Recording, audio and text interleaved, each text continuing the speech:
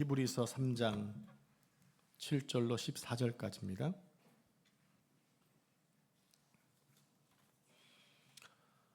자, 모니터 좀 더 올려주시고 히브리서 3장 7절로 14절까지 말씀. 오늘 성경을 꼭 다 펴주시기 바랍니다. 네, 성경을 다 펴주시기 바랍니다. 한 절씩 교독하겠습니다. 그러므로 성령이 너희 이르신 바와 같이 오늘 너희가 그의 음성을 듣거든 광야에서 시험하던 날에 거역했던 것 같이 너희 마음을 완고하게 하지 말라. 거기서 너희 열조가 나를 시험하여 증험하고 40년 동안 나의 행사를 보았느니라. 그러므로 내가 이 세대에게 노하여 이르기를 그들이 항상 마음이 미혹되어 내 길을 알지 못하는도다 하였고 내가 노하여 맹세한 바와 같이 그들은 내 안식에 들어오지 못하리라 하였느니라. 형제들아 너희는 삼가 혹 너희 중에 누가 믿지 아니하는 악한 마음을 품고 살아계신 하나님에게서 떨어질까 조심할 것이요 오직 오늘이라 일컫는 동안에 매일 피차 권면하여 너희 중에 누구든지 제 유혹으로 완고하게 되지 않도록 하라. 우리가 시작할 때에 확신한 것을 끝까지 견고히 잡고 있으면 그리스도와 함께 참여한 자가 되리라. 아멘. 이 말씀은 살아계신 하나님의 말씀입니다. 아멘. 자, 오늘 히브리서 강의 8번째 시간입니다. 확신한 것을 끝까지 잡으라 라는 말씀으로 은혜를 나누겠습니다. 한번 따라해 볼까요? 확실한 것을 끝까지 잡으라. 자, 한 번 더 하겠습니다. 확신한 것을 끝까지 잡으라. 우리는 지난 시간에 모세와 그리스도를 비교한 말씀을 공부했죠. 히브리인들에게 모세의 위치는 아주 대단했습니다. 그러나 모세가 하나님의 집에 신실하고 충성스러웠지만 하나님의 집의 종에 불과했다. 그러나 그리스도는 그 집의 주인이다. 결국 모세는 하나님의 집의 종인과 동시에 피조물이라고 말씀을 드렸습니다. 그래서 위대한 모세보다 더 뛰어나신 예수 그리스도가 믿음의 대상임을 기억하고 믿음에서 흔들리지 않기를 히브리 기자는 말씀을 했습니다.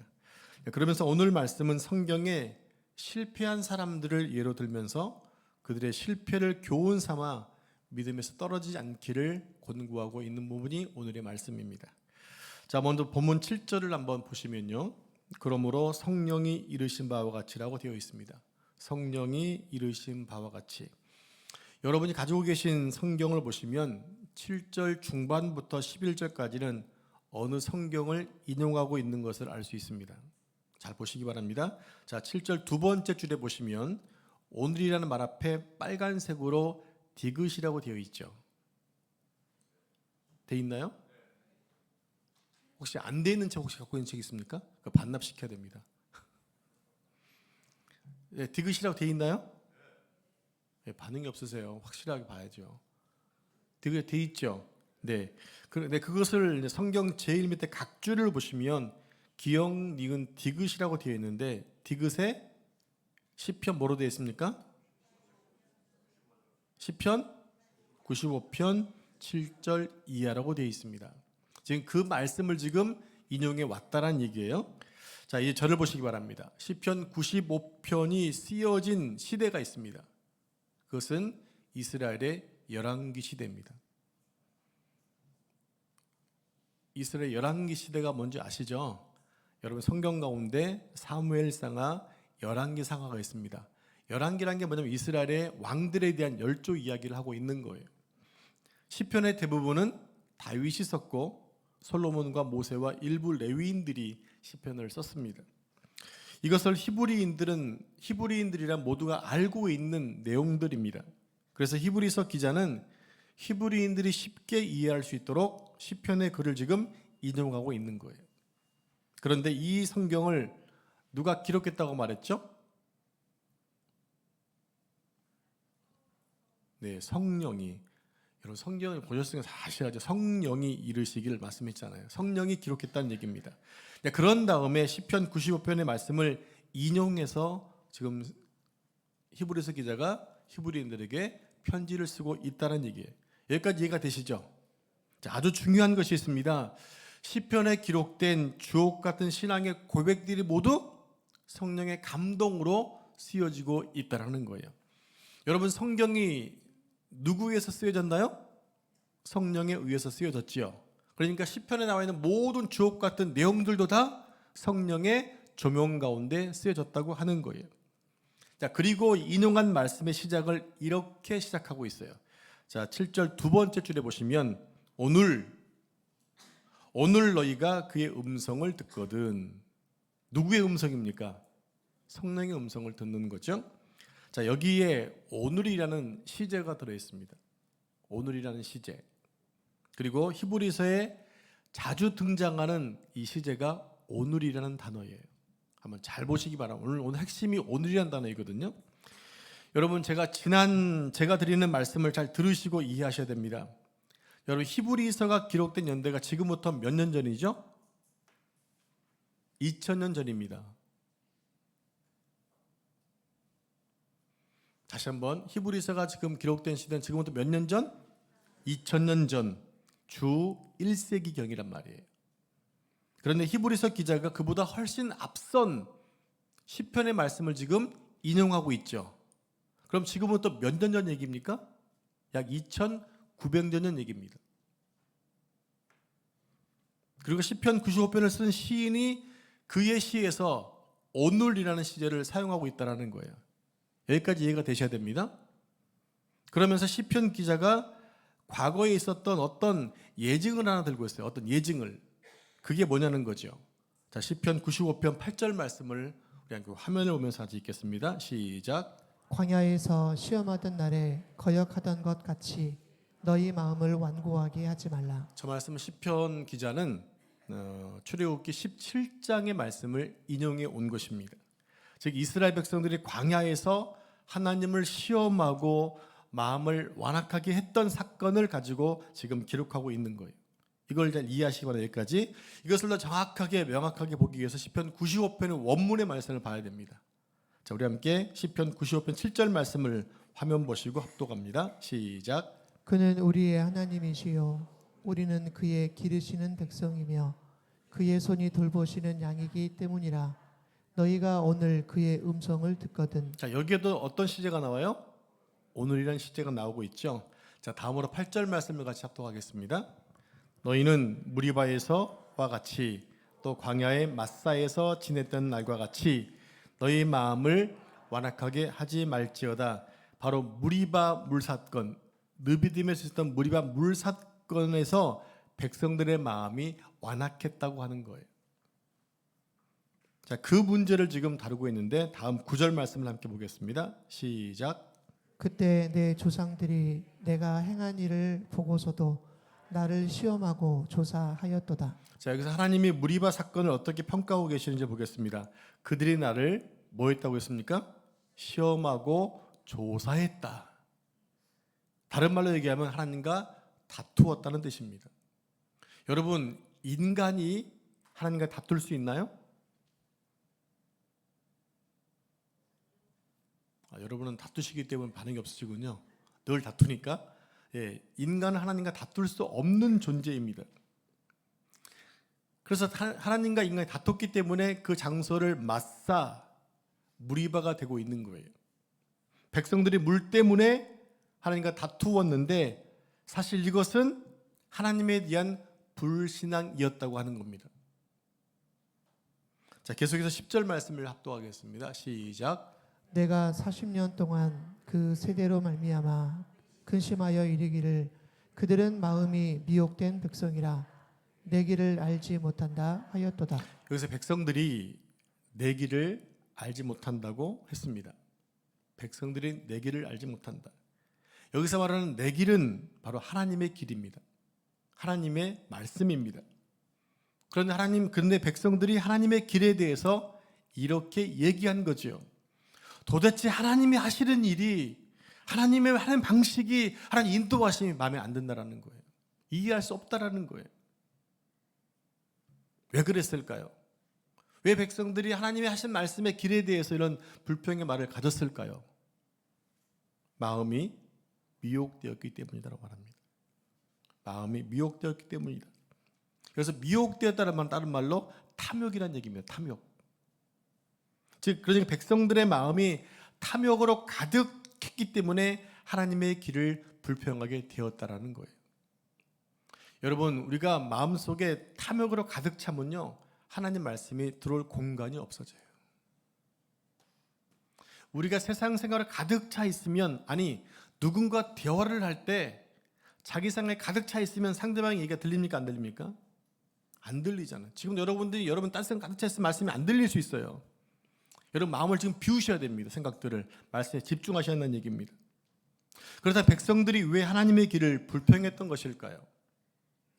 우리가 그것을 이해하기 위해서는 이스라엘 백성들의 광야 생활을 그들의 입장에서 봐야 됩니다. 내가 지금 이스라엘 백성이 되어서 광야 안에 있다면 나는 어떠했을까?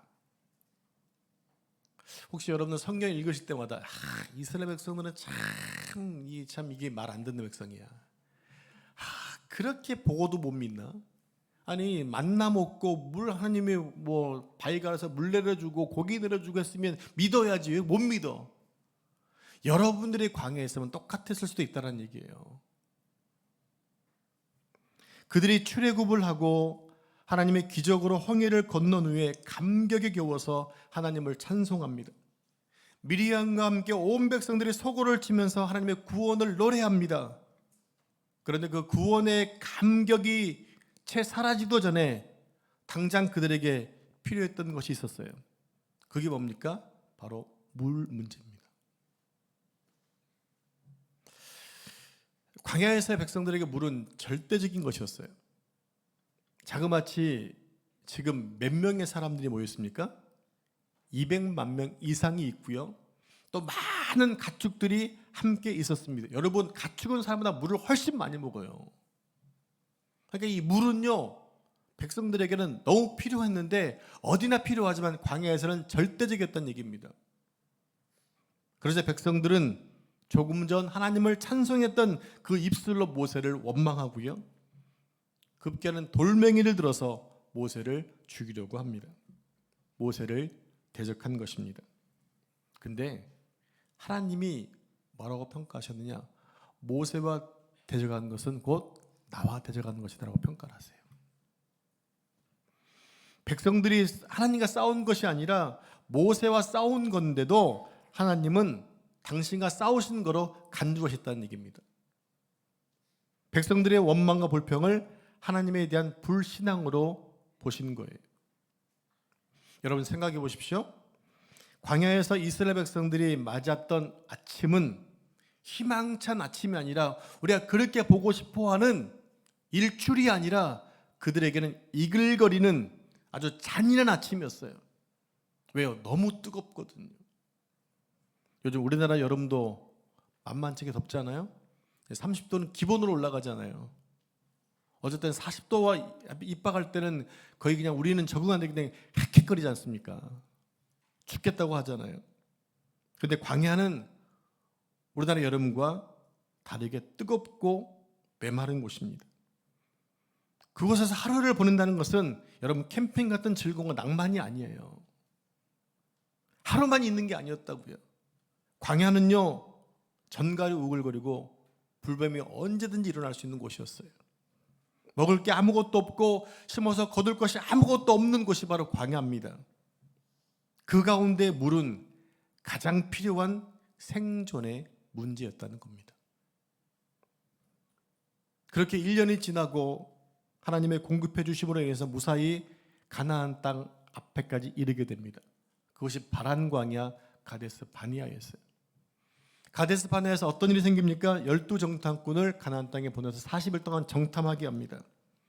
정탐하고 돌아왔을 때는 두 사람이 멜 만큼 아주 커다란 포도송이를 메고 와서 이 땅은 정말 하나님이 축복하신 약속의 땅이 맞아요. 그런데 그 다음 보고가 아주 절망적이었습니다. 10명의 정탐꾼이 뭐라고 보고합니까? 그 땅을 악평합니다. 그 땅에는 거인들이 살고 있습니다. 그들이 보기에 우리는 메뚜기에 지나지 않습니다. 라는 보고를 하게 됩니다.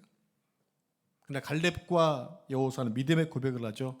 그들은 우리의 밥입니다. 여러분 밥을 모수하는 분 계시나요? 일단 점심이 기대됩니다. 맛있는 국수가 또 올 건데 기대가 됩니다. 여러분 밥은 기대하는 거예요. 밥은 맛있는 거라고. 밥을 무서워하는 사람은 없어요. 하나님께서 주시겠다고 약속한 땅이니만큼 우리가 하나님의 약속을 믿고 들어가면 약속대로 우리의 땅이 될 수 있다고 아주 긍정적인 보고를 갈렙과 여호수아가 하게 되는 거죠. 그러나 부정적인 보고를 받은 백성들은 소리 높여 부르짖고 밤새도록 통곡하고 모세와 아론을 원망했습니다. 이거 여러분이면 이 장소에서 다 울고 통곡하면 아마 시끄러워할 거거든요. 근데 약 200만 명 되는 사람이 밤새도 통곡했을 때 얼마나 시끄러웠을까요? 그때 백성들은 한 지간을 세워서 다시 애굽으로 돌아가자라는 말까지 나왔습니다. 그때 그들의 불평을 들으신 하나님께서 이렇게 말씀하시죠. 자, 우리 함께 민수기 14장 28절 29절 한 절씩 말씀을 화면 보시고 교독하겠습니다. 그들에게 이르기를 여호와의 말씀이 내 삶을 두고 맹세하노라. 너희 말이 내 귀에 들린 대로 내가 너희에게 행하리니. 광야에 엎드러질 것이라. 아멘. 아멘. 하나님의 말씀처럼 그들이 말한 대로 40년 동안 광야를 뺑뺑 돌면서 다 죽어갑니다. 여러분, 이스라엘 백성들이 아침마다 이글거리며 솟아오르는 뜨거운 태양을 볼 때 어떤 심정이었을까요? 우리나라 사람들은 1년에 한 번씩, 아니 더 많지요? 1월 1일은 반드시 여러분 웬만한 사람들은 거의 대부분이다 일출을 보러 가잖아요. 매일 아침 떠오르는 건 똑같은데 어떤 의미를 두고 가는지 모르겠어요. 근데 매일 아침마다 떠오르는 이스라엘 백성들 그것을 보고 어떤 심정이었을까요? 왜? 강약길이 끝이 안 보이는데. 어제 내리던 만나가 오늘도 내릴까? 뜨거운 태양을 가리는 구름 기둥과 불 기둥이 우리를 인도할까?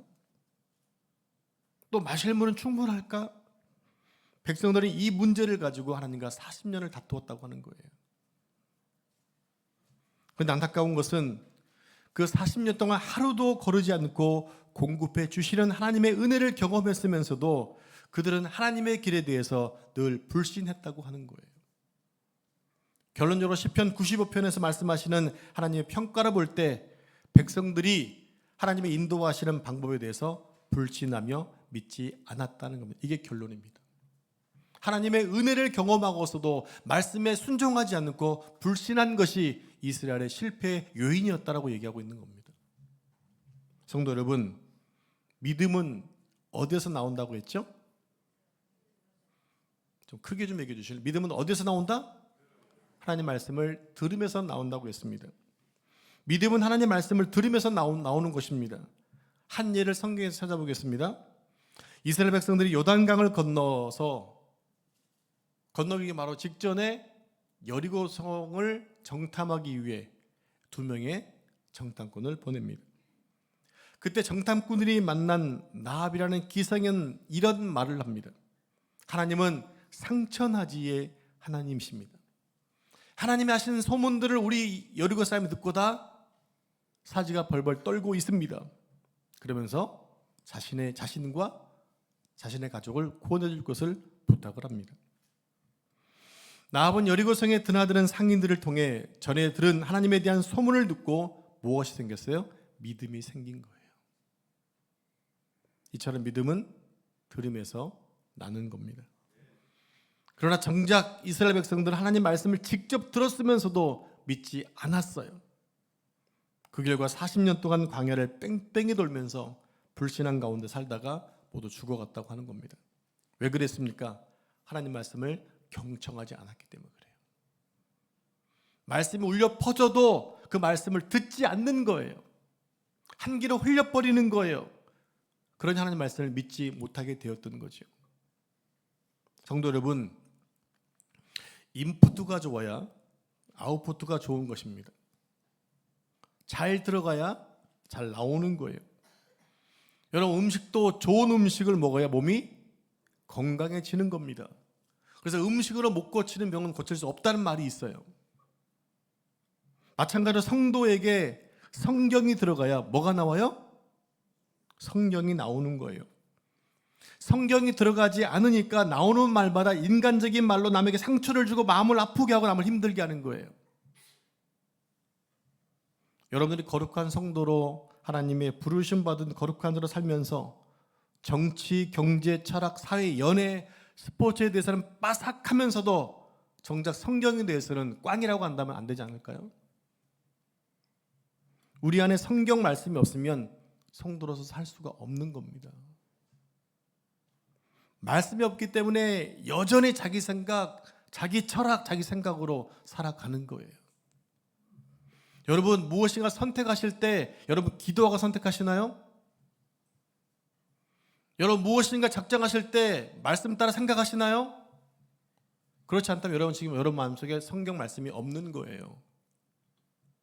무엇인가 선택할 때마다 기도하고 주신 말씀대로 살아간다면 그게 하나님의 말씀이 내 안에 있다는 증거 아니겠습니까? 여러분 성경을 먹어야 믿음이 자랍니다. 여러분 성경 열심히 읽어야 될 이유를 아시겠죠? 나는 왜 믿음이 안 클까? 답은 딱 하나예요. 안 먹으면 클 수가 없어요. 안 먹으면. 오늘 보니까 우리 유라 준아가 많이 컸어요. 열심히 일주일 동안 먹었던 것 같아. 먹으면 크게 돼 있단 말이죠.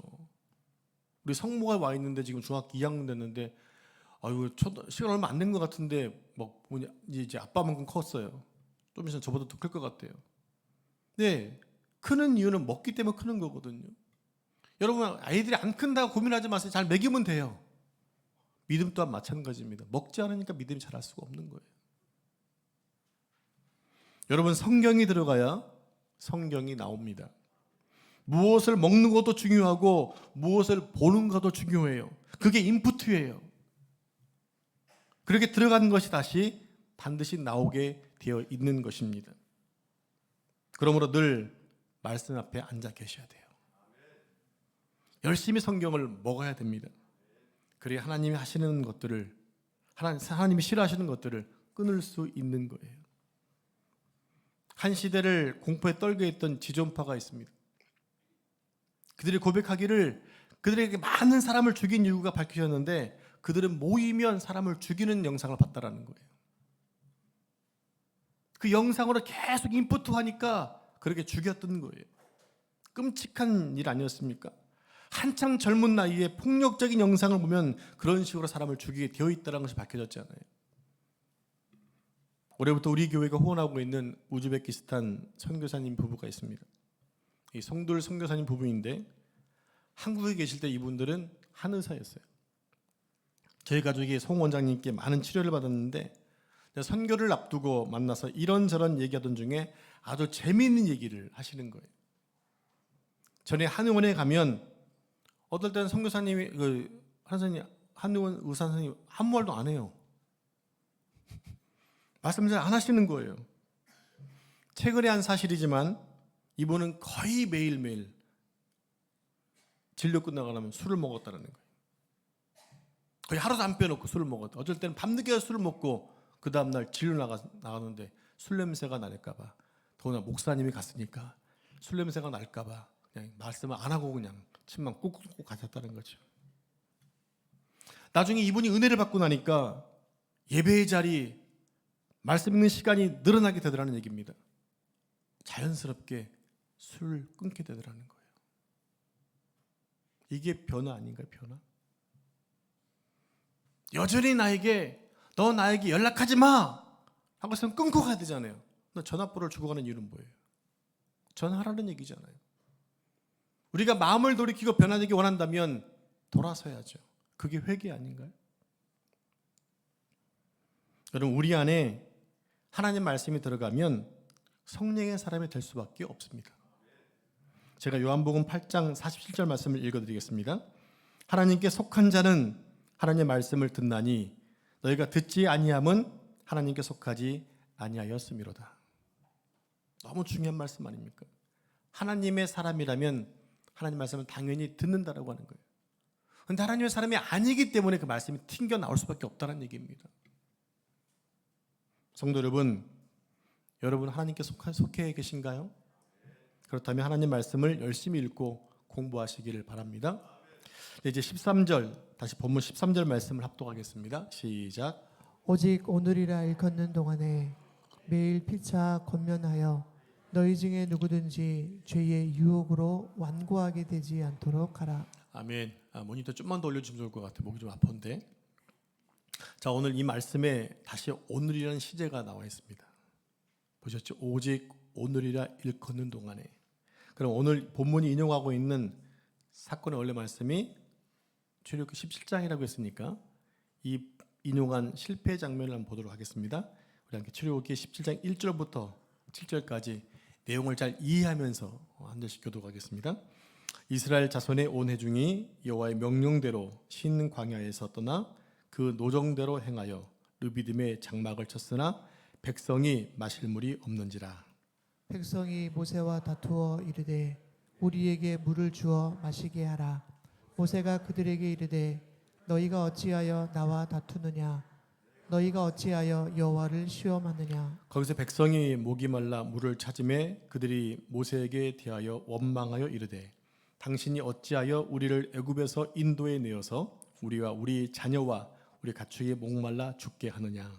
모세가 여호와께 부르짖어 이르되 내가 이 백성에게 어떻게 하리이까? 그들이 조금 있으면 네 개의 돌을 던지겠나이다. 여호와께서 모세에게 이르시되 백성 앞을 지나서 이스라엘 장로들을 데리고 나일강을 치던 내 지팡이를 손에 잡고 가라. 내가 호렙산에 있는 그 반석 위 거기서 내 앞에 서리니 너는 그 반석을 치라. 그것에서 물이 나오리니 백성이 마시리라. 모세가 이스라엘 장로들의 목전에서 그대로 행하니라. 자, 7절 같이 읽겠습니다. 그가 그곳 이름을 마사 또는 무리바라 불렀으니 이는 이스라엘 자손이 다투었으며 그들이 여호와를 시험하여 이르기를 여호와께서 우리 중에 계신가 안 계신가 하였음이더라. 아멘. 하나님의 말씀을 부정하고 불신하게 했던 대표적인 장소가 마사와 무리바로 등장하고 있습니다. 이 사건을 인용한 히브리서 기자는 그 시제를 오늘이라고 쓰고 있다는 겁니다. 그런데 이 사건을 먼 훗날에 열왕기 시대의 한 시편 기자가 이 사건을 기억하면서 기록한 것을 하면 썼는데 그것을 오늘이라고 쓰고 있다는 거예요. 무슨 얘기입니까? 지금 이 사건은 2700년 전에 3500년 전에 있었던 얘기란 얘기입니다. 3500년 전에 즉 이스라엘이 출국한 게 주전 1500년경이니까 그 당시에 쓴 편지는 지금부터 3500년 전의 내용이잖아요. 그것을 왕정시대니까 2900년 전에 약 700년 전 얘기를 지금 쓰고 있는데 그것을 갖다가 오늘이라는 시대를 쓰고 있다는 얘기예요. 그때의 일도 지금의 일이라는 얘기입니다. 그런 마음으로 이 편지를 썼다는 얘기입니다.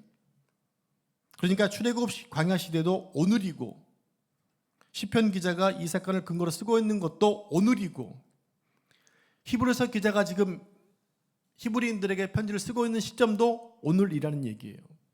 이해가 되십니까? 오늘, 다른 말로 지금이죠. 여러분, 사람들이 좋아하는 세 가지 금이 있잖아요. 그게 뭔가요? 모르시는 거 제가 알려드릴게요. 황금, 소금, 지금입니다. 근데 이게 또 바뀌었대요. 뭐로 바뀌었느냐? 황금, 지금, 현금. 현금하니까 아멘하시네요. 네, 과거도 중요하지만 오늘이 최고로 중요하다는 의미예요.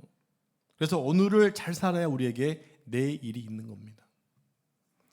오늘 계속해서 반복되고 있는 이 오늘이라는 시제가 계속 쓰여지고 있는 것은 출애굽이 일어났던 3500년 전의 그 사건이나 오늘 우리가 살아가는 이 시대의 삶도 본질적으로 동일하다는 얘기입니다. 그리고 1세기적 2000년 전 히브리인들의 흔들림이나 오늘 우리가 살고 있는 삶의 흔들림이나 거의 동일하다는 얘기예요. 이스라엘 히브리인들이 왜 그들의 믿음이 흔들렸나요? 유대인들의 회유와 로마인들의 핍박 때문에 믿음이 흔들렸어요. 오늘 우리는 무엇 때문에 믿음이 흔들리고 있나요? 이 세대가 지금 너무나 어렵습니다. 나라가 지금 나눠서 어디에 방향을 둬야 할지 지금 모르고 있습니다. 어떻게 사는 것이 참 믿음일지 잘 헤매고 있습니다. 하나님을 믿지 않는 세대이고 하나님의 권위를 인정하지 않고 진리를 인정하지 않는 세대입니다. 여기에서 믿음의 사람으로 살아가는 것이 절대 쉽지 않은 세대로 우리가 살고 있기 때문에 믿음이 흔들릴 수 있다는 얘기예요. 그 관점으로 말씀을 봐야 한다는 얘기죠. 자, 이제 마지막으로 14절 말씀을 같이 합독하겠습니다. 시작. 우리가 시작할 때에 확신한 것을 끝까지 견고히 잡고 있으면 그리스도와 함께 참여한 자가 되리라. 이 말씀이 무슨 얘기일까요? 우리가 시작할 때 확신한 것을, 우리가 시작할 때 확신한 것을, 여러분들이 구원받고 신앙생활을 할 때 확신한 게 뭐였나요? 그래서 바로 십자가, 그리스도의 십자가였습니다. 그리스도의 십자가가 내 믿음의 기초이고 시작이기 때문에 그리스도의 십자가가 너무 중요한 거죠. 여러분, 성경에는 아주 해학적인 풍경이 많이 있는데 그 대표적인 것이 바로 홍해 도화일 겁니다. 여러분, 한번 상상을 펴서 여러분 기본적인 상식으로 출애굽기 14장으로 한번 가보겠습니다. 백성들이 출애굽하고 홍해 앞에 서 있습니다. 그 뒤로는 지금 바로가 철병거를 끌고 그들을 쫓아옵니다. 이스라엘 백성들은 지금 진퇴양난의 절대 위기 속에 처해져 있습니다. 그때 백성들이 모세를 향해 원망을 합니다. 자, 우리 함께 출애굽기 14장 11절 12절 말씀 한 절씩 교독하겠습니다. 그들이 또 모세에게 이르되 애굽에 매장지가 없어서 당신이 우리를 이끌어내어 이 광야에서 죽게 하느냐? 어찌하여 당신이 우리를 애굽에서 이끌어내어 우리에게 이같이 하느냐? 우리가 애굽에서 당신에게 이른 말이 이것이 아니냐? 이르기를 우리를 내버려 두라. 우리가 애굽 사람을 섬길 것이라 하지 아니하더냐? 애굽 사람을 섬기는 것이 광야에서 죽는 것보다 낫겠노라. 네, 이스라엘 백성들은 구원의 은혜를 모르니까 악담을 퍼붓고 부평을 지금 하고 있는 거예요. 근데 하나님의 평가가 뭐냐면 모세에게 원망하는 것은 누구에게 원망하는 것이다? 하나님께 원망하는 것이다. 그때 모세가 백성들에게 이렇게 말하죠. 13절 말씀 같이 합독하겠습니다. 시작. 모세가 백성에게 이르되 너희는 두려워하지 말고 가만히 서서 여호와께서 오늘 너희를 위하여 행하시는 구원을 보라. 너희는 가만히 서서 오늘 너희를 위하여 행하시는 구원을 보라. 진퇴양난의 위기 속에서 백성들이 할 수 있는 게 아무것도 없었어요. 그때 갑자기 동풍이 불어오기 시작하더니 홍해를 가르고 바닥을 말려버립니다. 그리고 그 바닥을 마른 땅을 백성들이 걷게 됩니다. 여러분, 그때 불평하던 백성들이 마른 땅을 건너면서 어떤 생각을 했을까요? 아유, 요놈의 입이 방정이지. 조금만 참을 걸. 하나님이 하시는 걸 좀 기다릴 걸. 후회하지 않았을까요? 여러분, 우리가 고난 가운데 처해지면 하나님 원망할 때가 있습니다. 어떠한 일이 터질 때마다 믿음이 흔들리고 믿음이 바닥될 때가 있습니다. 그리고 그 문제가 해결되면 창피하잖아요. 하나님 원망했던 게, 믿음 없었던 게 원망되지 않던가요? 후회되지 않던가요? 지금 그런 상황을 지금 이스라엘 백성이 겪고 있는 것입니다. 조금만 참고 믿음으로 승리했으면 될 텐데 그걸 못 참아가지고 원망했던 것이 후회스럽게 되는 거죠. 하나님의 구원은 홍해 사건을 통해서 확실하게 보여주셨다고 하는 거예요. 여러분, 바로 이게 이 싸움입니다. 하나님께서 우리를 여전히 굳건히 붙들고 계시기 때문에 오늘 우리가 이 자리에 와 있는데, 여러분, 하나님의 구원 역사는 단 한 번도 멈춰진 적이 없잖아요.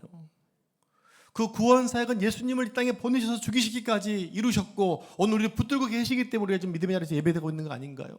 그것을 믿고 가는 게 믿음이잖아요. 우리 매일매일 그 싸움을 지금 하고 있는 거라고요. 이 삶 속에 지금 하나님이 계신가? 아, 계시지. 지금 어떤 벽에 부딪혀서 아무것도 없는 것 같지만 주님은 계시지. 이것을 믿고 가는 게 우리 지금 믿음의 싸움이라는 거예요. 근데 믿음이 딱 하면서도 어느 벽에 부딪히면 그냥 믿음의 곤두박질 치고, 이게 오늘날 우리의 현실이 아니냐는 얘기입니다. 이스라엘 백성들이 광야에서 지금 그것을 훈련받았던 거예요. 어떤 기적을 체험한 것보다도 매 순간 주님의 함께 하심을 경험했던 것. 광야, 아무것도 없는 그 광야, 나를 훈련시키는 그 광야에서 뭘 배워야 됩니까? 하나님이 함께 계심을 배워야 한다고 하는 거예요. 여전히 세대가 어려웠지만 이 세대 함께 계시는 주님을 바라보고 가는 것이 우리의 믿음이라는 거죠. 여러분, 혹시 재심이라는 영화 본 적 있습니까? 재심? 화면 좀 보여주실래요? 유명하신 분입니다. 박준영 변호사, 수원 보배로운교회 집사님이십니다. 저분이 밝힌 약촌 오거리 택시기사 사건을 실화한 것이 재심이라는 영화잖아요. 내용을 보면 한 청년이 살인 누명을 쓰고 10년간 광목생활을 하게 됩니다. 그때 훗날 인권 변호사인 박준영 변호사에게 의해서 진실이 밝혀지게 되죠. 진상을 보니까 가장 정의롭고 청렴해야 될 경찰이라는 구조 속에 탐욕이라는 먹잇감이 한 청년의 삶을 송두리째 망가뜨려 버린 거예요.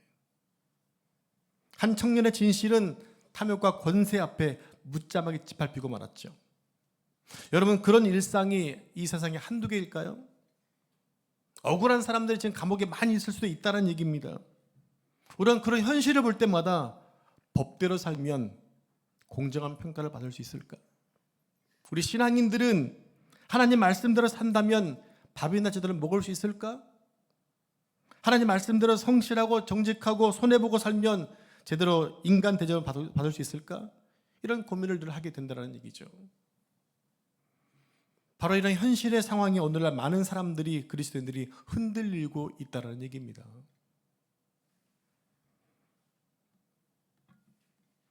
제가 아는 한 청년 가운데 생전 처음으로 직장에 면접을 보게 되었어요. 면접을 앞두고 팀장과 통화를 하는 가운데 자신은 기독교 청년이기 때문에 술, 담배를 하지 않습니다. 만약 회식 자리에서 술을 마시지 않는 것이 문제가 된다고 한다면 저는 면접 보지 않겠습니다 라고 팀장과 얘기를 했습니다. 결과는 합격이었고 지금 열심히 직장을 다니고 있습니다. 그 직장은 같은 직종에서는 원탑이 된 직장이었거든요. 아주 단순한 얘기지만 요즘 청년들이 취업을 하고 직장에 들어가기 얼마나 어렵냐는 얘기입니다. 그러면서 자신이 크리스찬임을 당당하게 밝히고 타협하지 않는 그 꿋꿋함이 제가 볼 때 너무나 흐뭇했습니다. 우리가 하나님을 믿는다면 이런 당당함이 있어야 되지 않을까요? 하나님의 말씀에 순종하면 형통케 하실 거라는 그 믿음과 용기가 있어야 하지 않겠습니까? 사랑하는 성도 여러분, 우리가 살아가는 세상은 만만치 않습니다. 이 세상은 하나님의 권위를 인정하지 않기 때문에 그래요. 진리를 인정하지 않기 때문입니다. 하나님을 열심히 믿으면 이상하게 취급받는 세대이기 때문에 그렇습니다. 그럼에도 불구하고 우리는 하나님의 약속을 끝까지 견고히 붙잡아야 됩니다. 왜냐하면 내가 하나님의 사람이기 때문에, 그리고 그 길이 생명의 길이기 때문에 주님의 말씀을 확실하게 끝까지 견고하게 붙들고 살 때 하나님의 능력과 공급하심을 매일매일 경험하게 될 것입니다. 그 믿음으로 여러분 남은 삶을 담대하게 살아가시는 삶 되기를 축복합니다. 기도하겠습니다. 하나님 아버지, 우리를 구원해 주시고 주의 백성 삼아 주셨음을 감사합니다. 우리에게 주신 소중한 약속의 말씀을 확실하게 붙들고 견고하게 붙들고 살아갈 수 있도록 도와주시옵소서. 하나님을 약속을 우리가 불신하거나 의심하지 않게 하시고 순수하게 열심히 주의 말씀을 읽고 순종하여 하나님의 공의를 드러내는 삶을 살 수 있도록 축복해 주옵소서. 어떤 환경 속에 있더라도 우리의 믿음이 흔들리지 않도록 붙잡아 주옵소서. 하나님 인도하심에 감사를 드리며 이 모든 말씀을 존경하고 거룩하신 예수님의 이름으로 기도합니다. 아멘.